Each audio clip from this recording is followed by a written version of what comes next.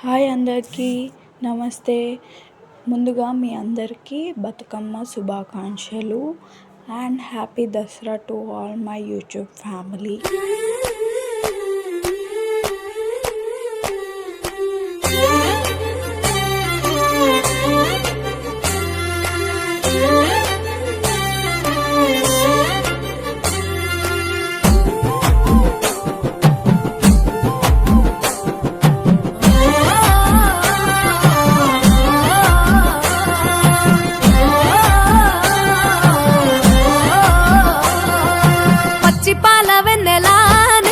పారబోసినట్టు పూసెనే గునుగు పూల తోటలు, పచ్చి పసుపు గొమ్ములో పసుపు తీసి రాసినట్టుగా పూచె తంగెడు